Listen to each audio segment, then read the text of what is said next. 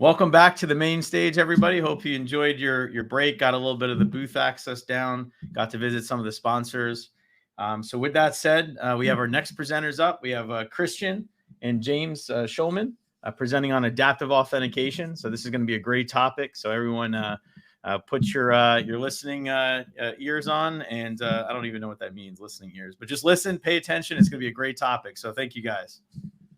Cool. Thank you. All right. Yep. So just to kick us off, this is adaptive authentication, a bit of a deep dive since we're kind of assuming that everyone's heard of adaptive authentication to some extent in the past. If not, we're going to kind of introduce it with a couple of slides at the start, which James will cover. And so just as a quick agenda for today's presentation, we've got some zero trust coverage and the overview of adaptive auth. What is adaptive auth, and then where does adaptive auth fit into our product sets with, SPA and DAS being the main collaborators. And then the configuration and end user demo is really the bulk of the presentation. We'll go into kind of a deep dive on the in-factor flows as well as the end user experience that the in-factor flow creates. And then towards the end, we'll touch on kind of what's next, where we're going with the capabilities that we're showing today, and give you some, teasers for some things to look forward to in the future. So with that, I'm going to pass it to James for the introduction on zero trust. Yeah, thanks, Christian. So going to spend a couple slides here talking about zero trust, not necessarily to teach what zero trust is, but more so as kind of where we saw the market when developing, solutions like we have currently today. And really a lot that myself and Christian have done, and kind of where we work with customers and partners and things of that nature, is really two different zero trust models, one being the CISA model, and then the other one is the NIST model. And we really focused on the pillars of the CISA maturity model when kind of taking into account solutions like this. So kind of really leaning on those core tenets and core pillars, of explicit verification process. How do we establish trust? How do we define our technical requirement algorithms for giving users, the appropriate level of access and so forth. So we're really going to hit on all of these core concepts here today with, verification and management, giving the access to an internal resource, and how do we monitor and maintain all of that. So this is kind of just a really core zero trust architecture. Some of you who are familiar with zero trust architectures know that there are a lot of other different pieces and a lot of different capabilities and components that you bolt on. But really this core here is kind of what we're focusing on here today, and it can kind of extrapolate itself to, a Citrix solution as a whole. So we have policy engine, policy admin, policy enforcement point. And really when we take into account today, what we're talking about here is each one of these pieces will fit into the Citrix puzzle in some form or another. So really, we're going to be talking about Citrix Secure Private Access along with the adaptive authentication, which will be that main policy engine that will then instruct, let's say the workspace app to go ahead and enforce different security policies, whether it's for, a SaaS or web app or traditional DAS and VDI.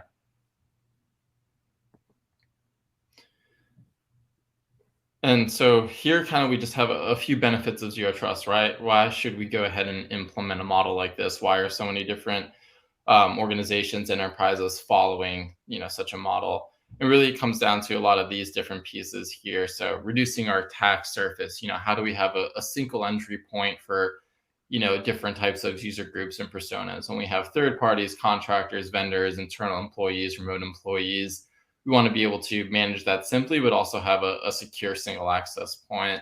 And we really see that, with Citrix Secure Private Access and Workspace, how you can have one single URL, but then change the experience for each user dynamically, how to provide different authentication methods and so forth. Limiting those breaches, so depending on who the user is and how they're accessing, what sorts of, policy should be applied to go ahead and say, hey, we want to reduce their lateral movement inside of the environment. How are we going to go and able to, accomplish that through different policy sets? And that kind of lends itself to the next two, contextual access and dynamic policy enforcement. So essentially we have all these different user groups and personas needing access to different resources, but based upon, what the asset they're trying to access, how should we limit what they're able to see? How should we limit what they're able to do? And that really comes down to, okay, any given scenario, what is their level of trust and what policy should we apply? And I really will see that a lot with adaptive authentication and then adaptive access. What happens from the explicit verification process, and then how do we translate that to contextual access policies? In the last bit, we can apply all the policy we want, but how do we go ahead and maintain that? How do we understand what users and how they're accessing the environment? Are they performing risky behaviors? And we should do that kind of in a little bit more of a learning mode. What is considered normal behavior, what is anomalous, and then what sort of action we should take place. So for today's presentation, this kind of fits into a larger security presentation for Citrix as a whole. But today's piece we're going to focus on is adaptive authentication and adaptive access, which we'll show in the configuration and the demo. But this, goes along well with the single sign-on capabilities that Citrix has kind of traditionally offered. Workspace browser, zero trust network access as a whole, and then the browser isolation, which we will also be showing in the demo. So many people ask, how does adaptive auth function? It's basically the idea of a NetScaler VPX being provisioned for you on your Citrix Cloud tenant, managed by Citrix, updated by Citrix. So scalability, high availability, all of the common concerns with networking appliance are taken care of by Citrix. And so the only thing you have to manage as a customer is the user interface. And so setting this up for customers is very simple, very easy, in that you just request it to be provisioned from their Citrix Cloud tenant. And so the nice thing about it is that scalability is taken care of for you. Yeah, so kind of just talking here about some use cases when it comes to adaptive authentication, kind of, as a whole, how do you integrate this with your current and existing environment and so forth? So as already mentioned, zero trust is a pretty big one here, right? How do we give access to resources to any type of user, coming from any location, any kind of device posture, any kind of user persona, right, inside and outside the organization. So how do we take, their context, location, device, et cetera, and turn that into, direct dynamic policy enforcement in terms of what resources, how much at level of access, just in time, just enough, and so forth. And the other one that, Christian and myself have seen quite a bit is merger and acquisition. So let's say you have a current existing Citrix deployment, you have SaaS and web, VDI, et cetera. And now you have different organizations being bolted in. Instead of, kind of having disparate solutions, now you can just say, hey, adaptive authentication reaches out to the appropriate IDP. So whether you're currently on Okta today and then want to reach out to Azure for certain user groups, all that can be done, with that zero trust, mindset. Single URL, we identify who the user is, direct them to the appropriate authentication point, perform the scans, and then set policy from there. So building off of those two key use cases that we've seen a lot of, we're going to do a bit of a deep dive. And so we'll talk you through the scenario as well as the architecture, walk through some of the configurations, and then show the end user experience and the different effect the different settings have for the different end user scenarios.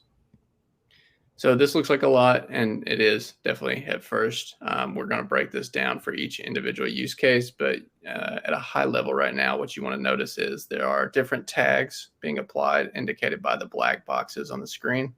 And those different tags indicate which end user experience or end user scenario that the user will receive whenever they access the environment.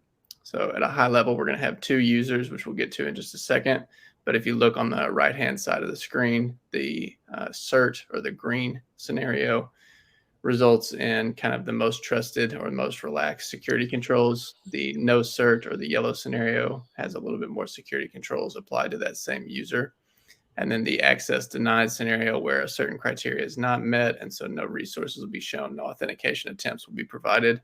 And then finally, a contractor scenario, which, it's a contractor in this case, but it can definitely be similar to a merger and acquisition, where you're just wanting to provide access to maybe a different identity provider or a different set of applications for that different use case.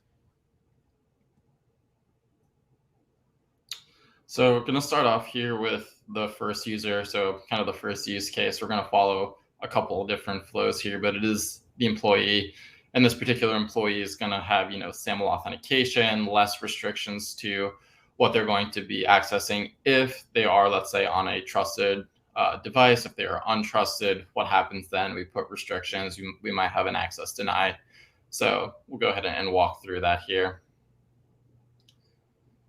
So just kind of listing out the 3 different scenarios we're going to see. We'll take a look at each one individually, and we also take a look at, where does that fall on the end factor flow? Where does that, or how do we configure this? And then we'll see kind of the end user for this. So first one, trusted machine with device certificate. So this is going to be that employee. They'll have access to VDI. They'll have access to, let's say, a SaaS or web app with relaxed security controls. And because they're coming from a trusted device, we'll see that cert tag follow them. So this is just a zoomed in piece of the flow here. So we'll walk through this in terms of configuration, but at a high level, we'll have a drop-down employee or contractor.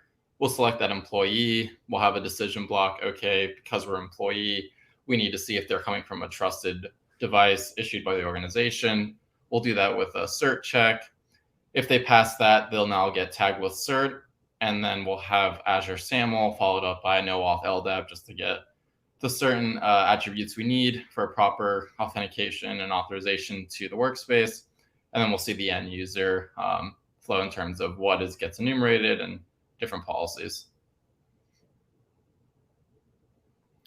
So if we hop over to the Netscaler really quick, James, I'll let you talk through this after I log in.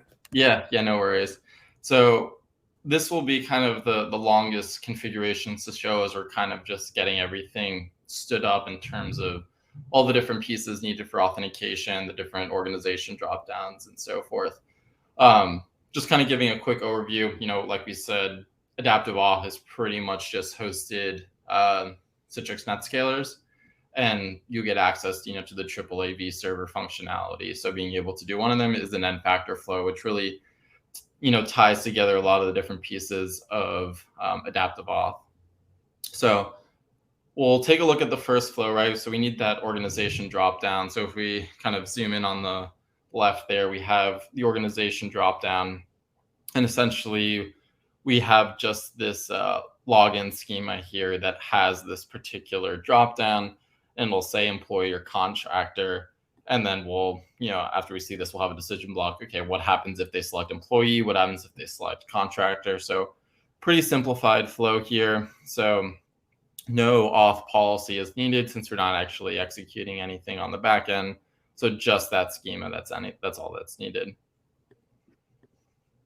So from there, we have a decision block. So if you're not familiar with end factor flows, they have, the ability to do some sort of, policy block or decision block. So here we have an expression that says, hey, we've extrapolated from that particular login schema. If they selected the dropdown for employee, what comes next? So that's just kind of the expression there. There are probably several ways to do this, but this is the one that we found was most consistent for identifying it. So if we pass the employee, then we go on to the certificate check. So this will just be your standard endpoint analysis scan. So we just have an action type of EPA, and then we have an action of the employee device certificate check. Couple things to note here. Down at the bottom, we did use the EPA editor that just, does common device certificate check. Pretty straightforward, and we'll show later how we add the certificate to the AAA server. But the one thing to note here is that we do have the default group set. So something to note with EPA scans, if a user passes the expression down below, you can tag them. And that's what we have there with the default group. Past that, they're going to get tagged with cert. And that's what we see will get passed through to the workspace. And then that will in turn allow them to have different types of policy get set to them. Quarantine group there, it'll be if the user fails that particular EPA check. So you can also use that in certain use cases and scenarios. For ours, there was no need for it. So in this case, if we pass that device certificate check, we're going to follow that green line there. And now we end up at the Azure AD, which is SAML authentication. So this is just your pretty standard SAML auth here, nothing too crazy. what we did on the Azure side was set up an enterprise app, put in, the appropriate metadata, and that's all that was really needed. So if you've done, SAML Auth before, same thing here. And then something to note when working with the Workspace platform, currently for the identity behind Workspace, there are certain attributes that are needed. So we have a no auth LDAP policy here. Essentially, we're matching on mail, the email that's coming from Azure AD, and we're just getting attributes back to go ahead and build the identity that's necessary for proper authentication and authorization to the Workspace platform. Key thing to point out here, though, is no auth. You're also not authenticating here with this checkbox as well. Cool. So that pretty much covers the flow for Bob employee's first use case. So let's take a look at what the end user experience looks like for him. So you can see here on this machine, it's a Windows machine for this portion of the demo. He's going to have that trusted certificate that we're checking for from the N-factor flow. And so you can see that certificate here highlighted. And so basically what that means is he's not going to have any additional checks, and he's going to simply pass that check on the first try with the EPA scan, and then be prompted to authenticate against Azure AD. So when we go to the Workspace URL, this is supported for both web as well as the Workspace app. However, it does require that endpoint agent to be installed. So he's going to select this employee dropdown here. And once he selects that and clicks submit, he'll be sent to the endpoint analysis scan, checking for that device certificate. Like I mentioned, he's going to kick off the scan, and then he will pass that in this scenario and be prompted to authenticate against Azure AD. So you can see the redirect now happening. It's already brought in his user credentials, and then in the keychain, I have his password saved. So once he does that, he just has to click sign in. And then you'll see what is going to be effectively the most trusted or least restricted user scenario that we have today.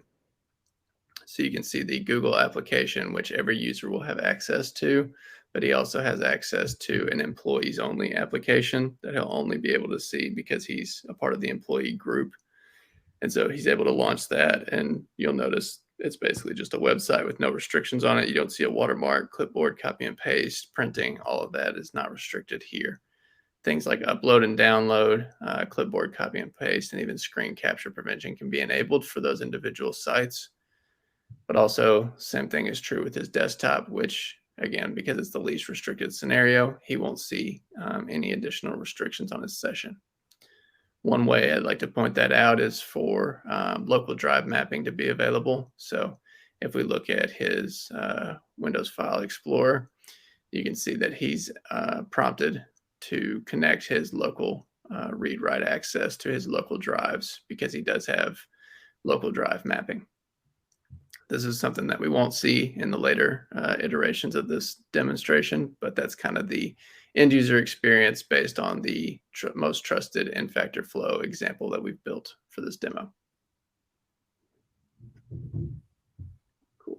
So with that, we're going to jump back into the slides and show a couple more configuration pieces. If we look at the policy rules that we've created here, like James mentioned, the certificate rule or the cert tag rule, you can see here the policy rule example we've named cert rule. And then the conditions here, you need to match, of course, the user, or it can be a user group if you want to give it to a larger group of users. But then it also needs to meet the requirement of having that certificate tag. And so the device posture check dropdown is basically matching for the tags that get applied during that EPA process. And then for this scenario, we haven't applied any restrictions. So it's basically just the allow access setting, as well as for the TCP UDP apps, which aren't really relevant because we're not using one in this scenario, but that's the way the GUI looks now. Here's a little useful tidbit from what a lot of people still call Director, but from the Monitor tab of DAS, you can actually see that cert tag being applied here if we look at the session details.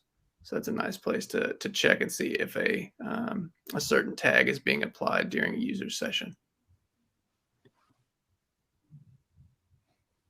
All right, so we're going to take a look at the second scenario for Bob employee.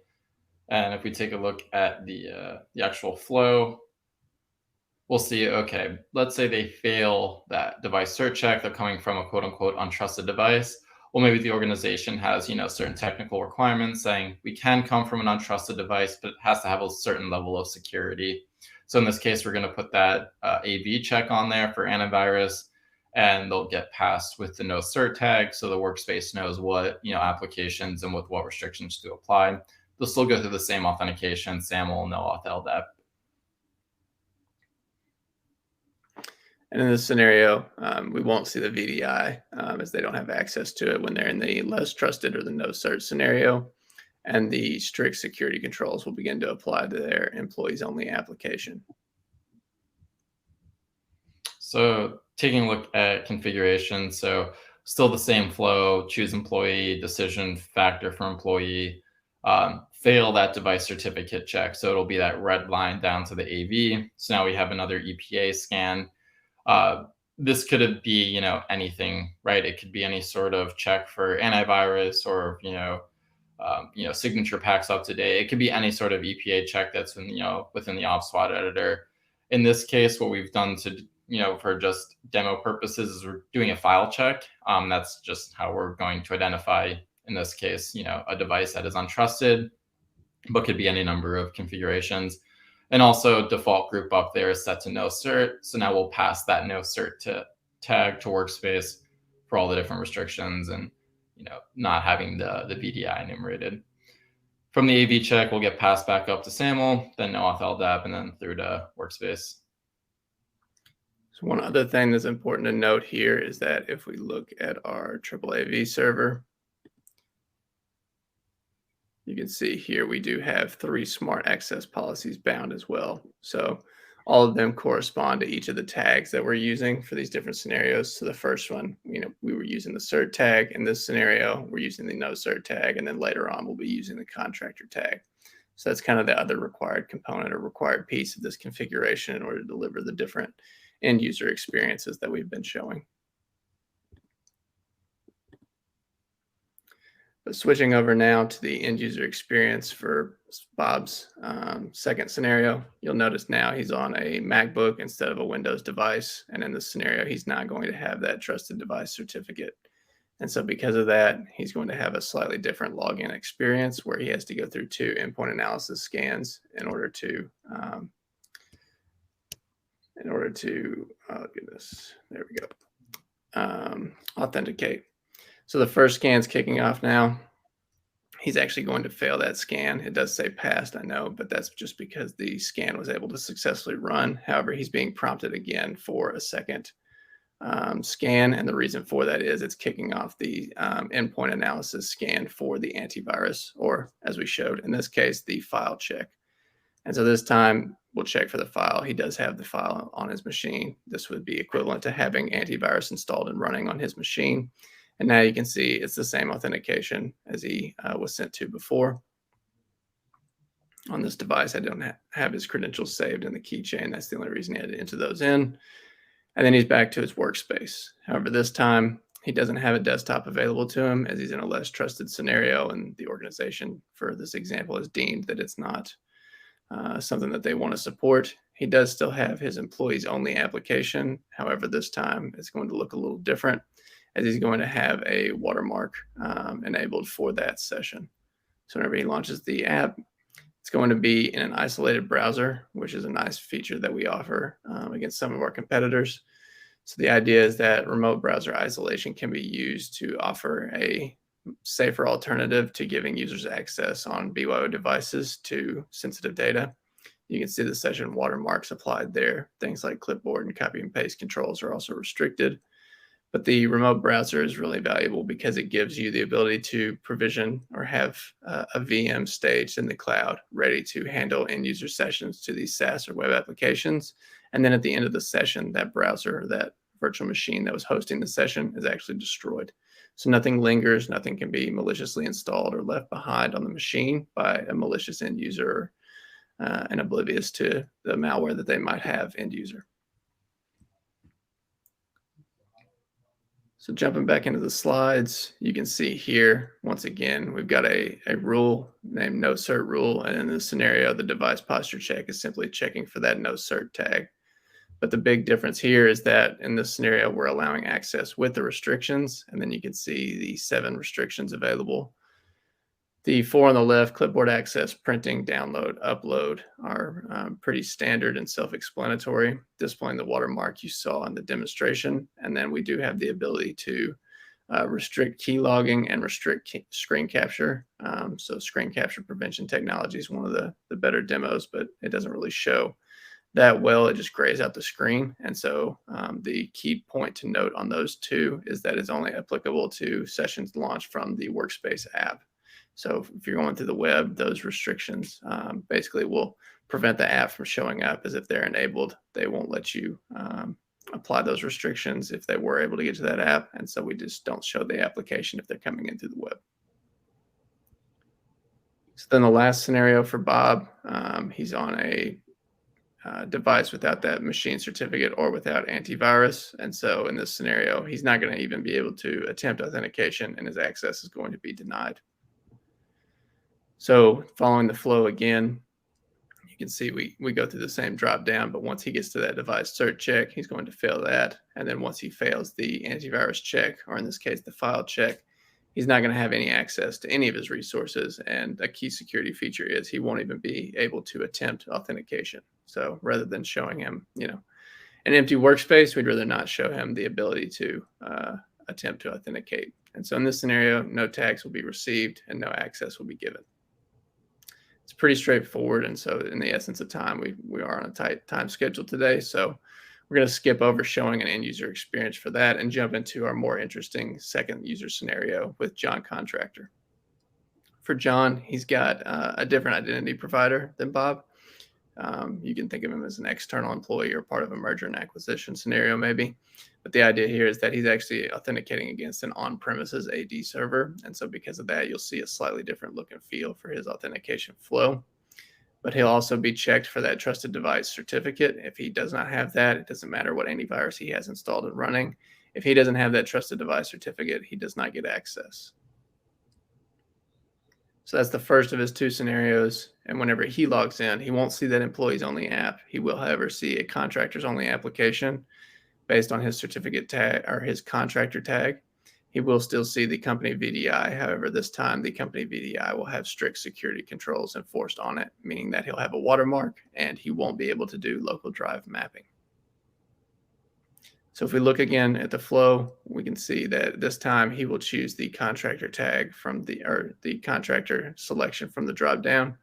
And then at the organization check, he'll be sent to a very similar but slightly different EPA scan for that device certificate check. And then upon passing that, he'll receive the contractor tag and then be passed through to the contractor LDAP factor. This time, because it's already an LDAP factor, we won't need a secondary no auth LDAP. We'll just do the group extraction all at once and then grant him access to his contractor app, his VDI, and apply those strict security controls.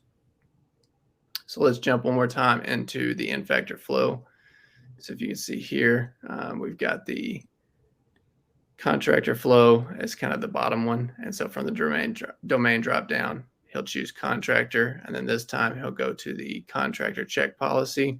This is, again, very similar. However, this time the expression looks for the contractor instead of the employee. After that, he'll follow the green arrow down to the cert check for the EPA scan. And so it is a different action by name, but the setup of it is the exact same. However, this time the reason it's named differently is because he has the contractor tag being applied whenever he passes that check. And then the last piece here is the LDAP authentication. And so this time it'll be similar with the LDAP action type. However, the action will have the authentication box checked this time as we are actually authenticating in this scenario. And so that's the last step in his end factor flow. If we look at the end user demonstration, this time you can see he does have the trusted device certificate already installed on his machine. So he's going to be considered trusted and able to authenticate for this scenario. He's also going to use the web. And so it puts in the workspace URL. And now this time you'll notice that instead of going to Azure AD, once he's selected his contractor dropdown, he's not going to go to Azure AD. He's instead going to be sent to an on-prem AD once he passes this EPA scan for that trusted device certificate. So you'll see kind of the X1 theme NetScaler gateway looking login page whenever he's entering his credentials this time. So you can see here, it's a contractor login instead of the employee login like we saw with Bob. And so here you can see his Google app that everybody gets, but he also has a contractor app and then the same company desktop that we saw Bob accessing. But the contractor application is going to have some security controls applied to it as well as that company desktop. So in the essence of time, let's jump into the contractor app. And so this one, again, launches in an isolated browser session. So it's one of those that's not going to linger or stick around after the user ends their session. And you can see this time, whenever he launches his application, it's going to have a watermark applied. It's going to have clipboard copy and paste restricted. So additional security controls are being applied because he's a contractor user. The same is true with his company desktop. So this is the same, delivery group, the same settings as, the desktop that Bob was accessing in terms of, provisioning and sharing that out. However, this has additional security controls because he's a part of that contractor group. And so once he's authenticated, you might be able to see it, but it's very dark on the background.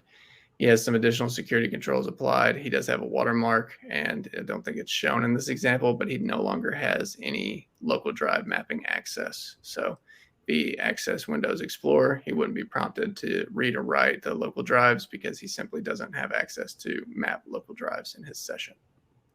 So that's the three scenarios for that demo. If we jump back into the configurations needed here, you can see that we're assigning a policy based on that access condition or that contractor tag that he's received. And the same is true with the cert tag as well.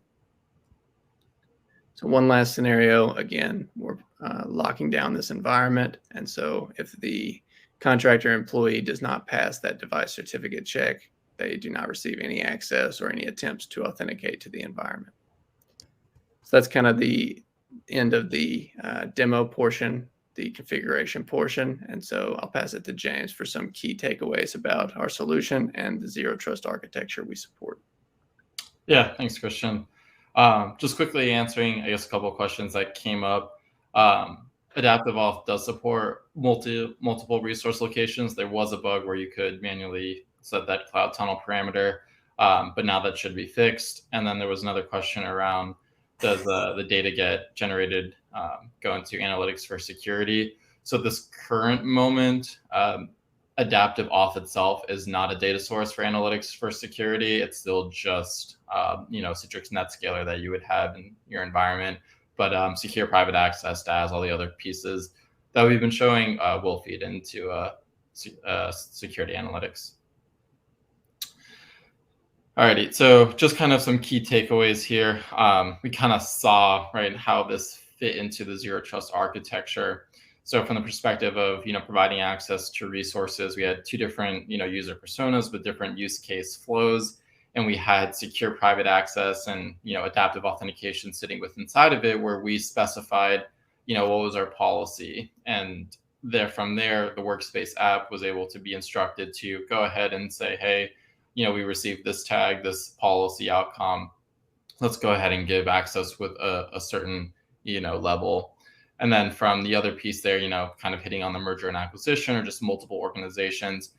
And this also ties into the, multiple resource location perspective, is you can just bolt in different, identities and different policy from different organizations straight into Adaptive Auth. So you have a single access point. So we're using the same workspace URL, and depending on, in this case, we had a dropdown, but it could be any expression. We could take a look at, network location, geolocation, user agent, et cetera. You could have your own, custom HTML there for, okay, how are we going to identify who the user is, and then send them on their own end factor flow and that gives them the appropriate level of authentication, put the tag on them, give them appropriate access. So in terms of what's next and what's new, I think it's worth mentioning that device posture service is kind of a new enhancement that we've offered in Citrix Cloud. And so just wanted to quickly cover that with an overview. It's not something we had set up to show today, but in talking with the product team, we wanted to definitely mention this as it's new and exciting, and I really like the interface for it. So it's another solution to establish device trust before allowing an end user to log in. But the key here is that it's got integrations with things like Microsoft Intune, and it classifies users, as you can see in the picture on the right, as compliant, non-compliant, or basically no access or deny access. And so based on some different factors, you can classify users in a certain way and then give them access or restricted access to certain things inside your environment. So device posture, it works very similar to an endpoint analysis scan like we showed today. So that's why we wanted to mention it. But it does still require that endpoint analysis app to be installed on the end user device. And so it's similar in setup and configuration to what we've been showing today. However, the console and I guess admin interface looks a little different. And one other thing to add, I don't know if Christian was going to mention it here or not, but this does still work with adaptive authentication. So we were doing, device posture with EPA, but you can have this take place first, and then you can kick off adaptive authentication and still utilize that end factor flow. Yep, that's a good point, and definitely key to highlight that in terms of supporting multiple different identity providers, that's kind of the dynamic duo you want to utilize. So for device posture service, just quickly highlighting some of the capabilities, we've got the first phase rollout as it's generally available now. So operating system checks, like the version of a current operating system, registry checks, firewall checks, file system checks, MAC address, workspace app minimum version, etc. And then currently it's only on Windows OS and Mac OS devices for today. And then based on that scan result, users or devices can be denied login, like I mentioned, either marked as compliant or non-compliant. And so the non-compliant, you can kind of think of as a restricted scenario where they'll maybe still see some of their apps, but they won't see all of the features available to them, like drive mapping, or they might not see the same number of applications in a restricted list as shown to them. So a sample use case here, we've got the kind of three scenarios matching some of the checks that we mentioned in our presentation. And so an OS version check, making sure they're keeping their operating system up to date. The MAC address check to see if they're a partner or if they're an employee. And then finally a domain check to make sure it's a device that's joined to the domain, maybe a managed device versus an unmanaged or bring your own device. And so the device reaches out to the workspace app, which then communicates with device posture service. And one of three scenarios would play out at that point. Based on those device posture scans, the user would be denied login. And so you can kind of see an example of the default screen that's presented to end users. It actually does contain a token, basically a code that maps to something that admins can verify on the back end. If an end user writes in and says, we've got this error message, or I'm getting denied access, what's going on here? It's easy to use that token code to match it to a certain entry in the logging and monitoring for device posture service. The non-compliant scenario would be a limited number of apps. So in the screenshot here, you can see 4 applications are shown to the end user. And then finally, the compliant scenario, adding 3 additional apps to that unrestricted access scenario. And then based on the compliant or non-compliant criteria, you can deny access to certain things in the workspace, or you can give contextual access to certain applications with additional security or user controls applied.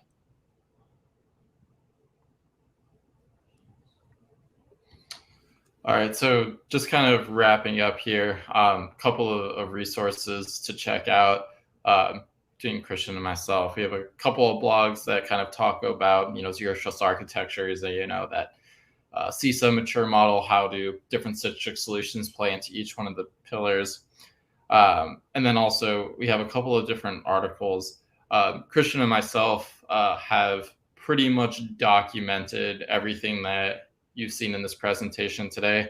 I don't know if you want to just click that link for our article for the POC guide. Yeah. Essentially, we have gone through step by step and taken screenshots of everything of how to configure this. So if you are interested in, utilizing, configurations you saw today or kind of adapting to your own, we've, done everything from prerequisites, step-by-step screenshots. What are all the pieces, even the pieces that we didn't see today from, setting up SPA and setting up, enterprise apps within Azure and so forth. So just want to make sure you guys know about this. It is publicly available on the Citrix doc site.